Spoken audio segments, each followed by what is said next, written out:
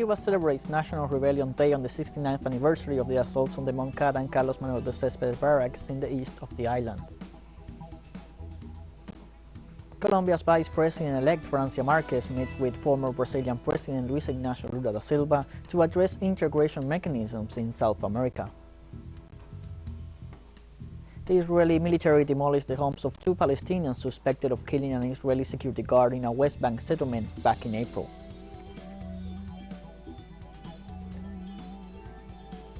Hello, welcome to From the South. I'm Luis Alberto Matos from the teleSUR studios in Havana, Cuba. We begin with the news. Cuba celebrates on Tuesday the 69th anniversary of the assaults on the Moncada and Carlos Manuel de Cespedes military barracks. The commemorations were held in the city of Cienfuegos Revolution Square in the south-central part of the country. On Monday, Cuba's President Miguel Díaz-Canel toured the key economic and social points of the city, among them the Carlos Manuel de Cespedes thermoelectric power plant. The President also held a meeting with some 200 solidarity activists from Puerto Rico and the United States, who were part of the 32nd Pastors for Peace Caravan. The Juan Ruiz Rivera and the Venceremos Brigades and the Socialism and Liberation Party, Díaz-Canel, also participated in a cultural gala held at the Thomas Derby Theater called Cienfuegos, Dreams and Hopes, alongside with other government officials.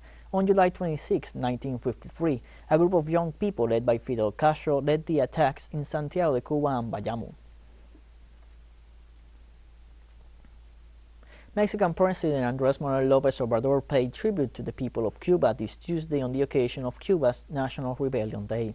During his morning press briefing, López Obrador hosted Cuban singer-songwriter Amaury Pérez, who performed 3 musical pieces. This was to commemorate the events of July 26, 1953, the day when a group of young Cuban revolutionaries led by Fidel Castro attacked the Moncada garrison in eastern Santiago de Cuba. López Obrador highlighted the historical ties of brotherhood between the peoples of Cuba and Mexico.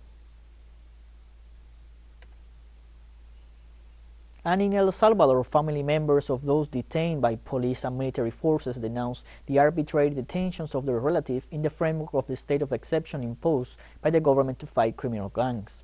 Family members gathered once again and marched through the streets of the country's capital to reach the Attorney General's Office for the Defense of Human Rights. Demonstrators then moved to the Salvadoran Congress to deliver letters and documents of people that, in their opinion, were unjustly arrested.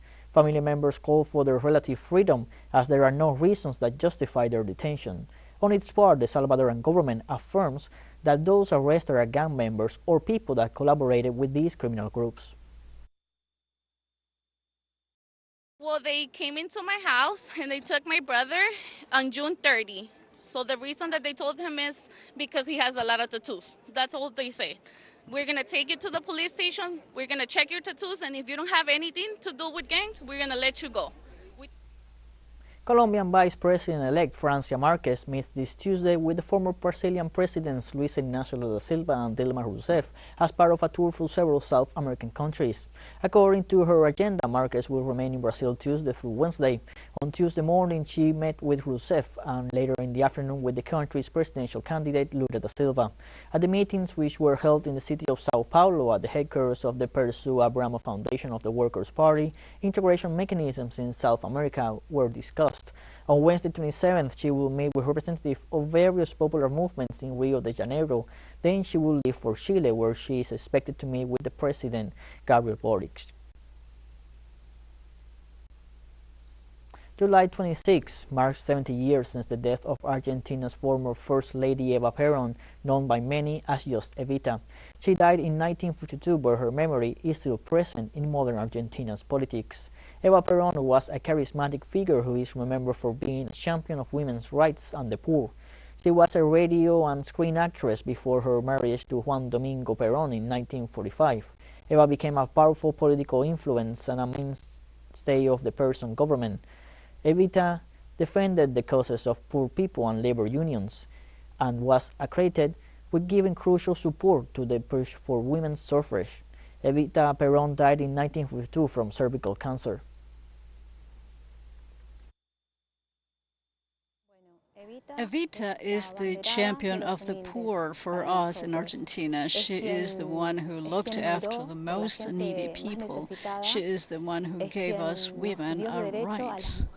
Well, what Eva did was to move away from her position as a woman who accompanied politics and put herself at the forefront of politics. She built and organized the women of the time so that we could do politics at a time when women could not do politics. We're going to take a short break now. Join us again after this.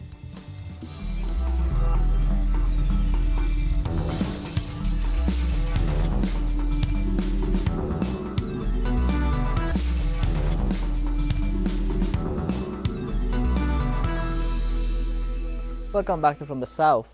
U.S. health officials are considering to declare monkeypox a public health emergency if current management tactics do not control the virus. Likewise, officials have stated that WHO emergency declaration will allow the United States and its partners to collaborate, share data, and transmit information to critical communities. Specialists have stressed that the United States has a 4-stage plan to test for and treat the virus. He also reported that the most affected group in the country is the LGBTIQ+ community, while emphasizing the importance of not using this moment to spread homophobic or transphobic messages. According to the latest report from the Center for Disease Control and Prevention, an agency dedicated to epidemiological statistics, there were just under 3,500 cases in the United States as of July 25th. The declaration by Dr. Tedros on the public health emergency was a call to action to the global community to stop the spread of this virus. The international community must work together to protect people who have been affected by monkeypox and those most at risk of contracting the virus. The WHO declaration will enable the United States and other partners to better collaborate, share data, and bring critical information to high-risk communities. French President Emmanuel Macron arrived in Yaoundé, Cameroon's capital, for a 3-day visit to this Central African country, the first stop of his three-nation tour to Africa, including Benin and Guinea-Bissau. The French head of state was received by Cameroonian Prime Minister Joseph Dion Ngute at Yaoundé's airport. Later on, Macron met with his counterpart Paul Biya at the presidential palace. Both leaders discussed the food crisis in Africa as a consequence of the conflict in Ukraine, the need for Cameroon to increase its agricultural production, and the country's upsurge in insecurity as France prepares to complete its withdrawal from Mali this year. Macron is accompanied by the French Ministers of Foreign Affairs and Armed Forces and Foreign Relations, as well as the French Secretary of State for Development.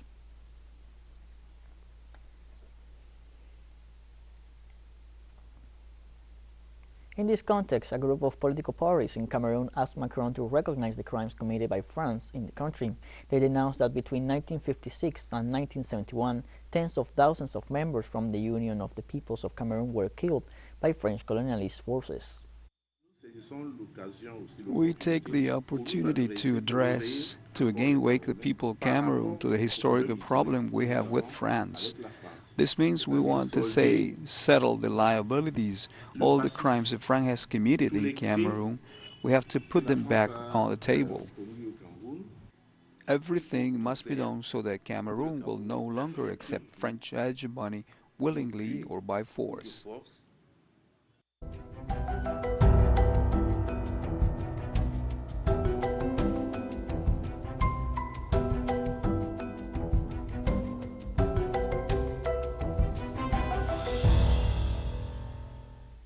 In the United States, more than 2,000 firefighters are battling the largest wildfire yet this summer in California near the famous Yosemite National Park.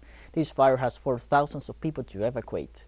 The so-called Oak Fire in Central California continues to grow, and it has occurred as parts of the United States remain under the influence of a sweltering heat wave. The blaze, which started Friday in Mariposa County, has consumed 6,800 acres of forest, and according to sources from the California Fire Department, it is now 10% contained. It is the most destructive so far this year, and it has forced more than 3,000 people to evacuate.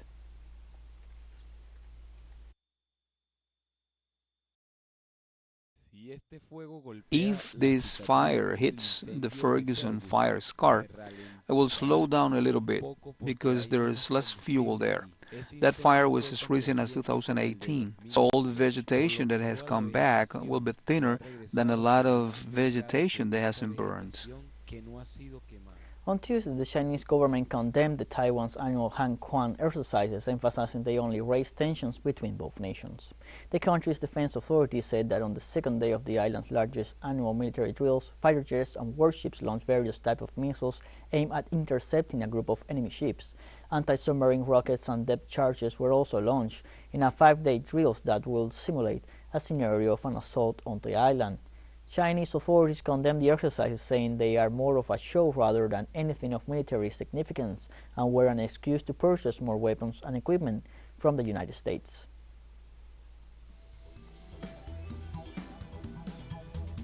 And we have more news coming up after a final short break, so don't go away.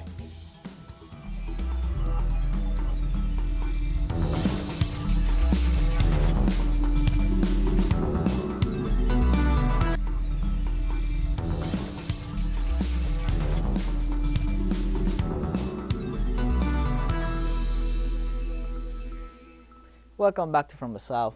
On Tuesday, the Israeli military demolished the homes of 2 Palestinians suspected of killing an Israeli security guard in a settlement back in April. Ratib al-Jabur, the coordinator of the National Committee for the Resistance of the Apartheid Wall and Settlements in the area, said the Israeli forces raided the Qasa community in the Yatta Desert and demolished a house belonging to Najed Taimad, which housed 10 people. Al-Jabur added that occupation forces also demolished and seized a residential tent belonging to Mohammed Hassan Daoud.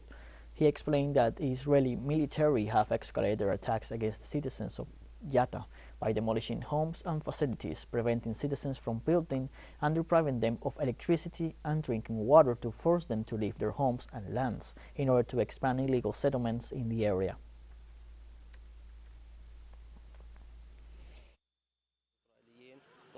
Hundreds of Israeli soldiers entered the city and surrounded the houses of Yusuf Assiz's family and Jaja Maray's family as well. They demolished Yusuf Assiz's house at around 2 in the morning.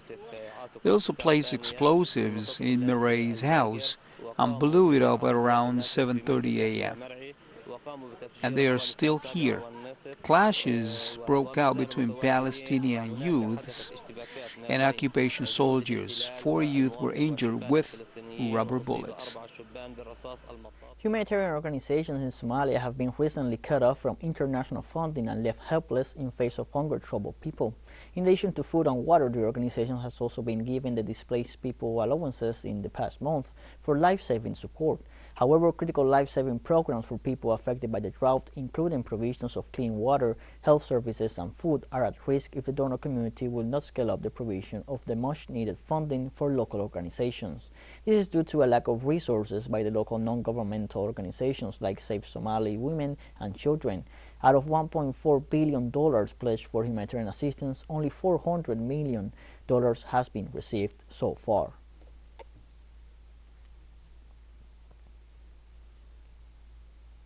At least 21 people have died and 30 others are ill after drinking altered liquor in western India, officials said on Tuesday. Senior government official Mukesh Parmar said the death occurred in 2 districts of Gujarat state where manufacturing, sale and consumption of liquor are prohibited. There is no information so far on what chemical was used to alter the liquor. Police officials reported they have detained several suspected bootleggers who were involved in selling the alcohol. Illicit liquor has become a hugely profitable industry across India, where bootleggers pay no taxes and sell enormous quantities of their product to the poor at cheap rates. In 2020, more than 100 people died after drinking tainted liquor in Punjab state.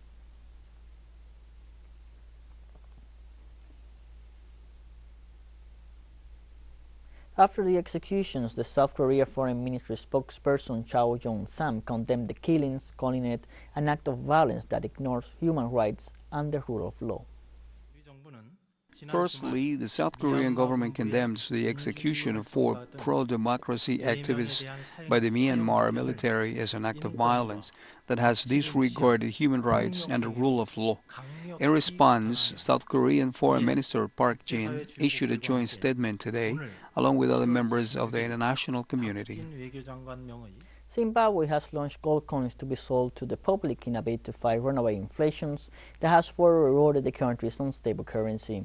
The unprecedented move was announced by the country's central bank, the Reserve Bank of Zimbabwe, to boost confidence in the local currency. The central bank disbursed 2,000 coins to commercial banks, according to the governor of the Reserve Bank. The first batch of the coins was minted outside the country, but eventually they will be produced locally. Trust in the country's currency is low after people saw their savings wiped out by hyperinflation in 2008, which reached 5 billion%. Economists say that by introducing the gold coins, the government is providing an alternative store value which should help to moderate the very high demand for the United States dollar.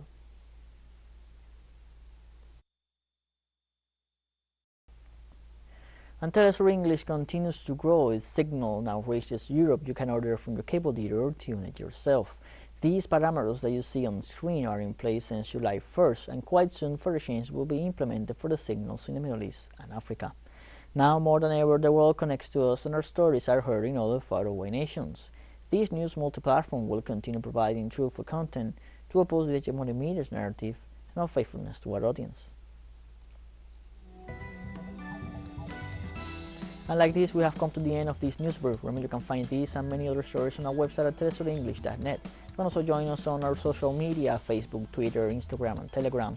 For teleSUR English, I'm Luis Alberto Matos. Thank you for watching.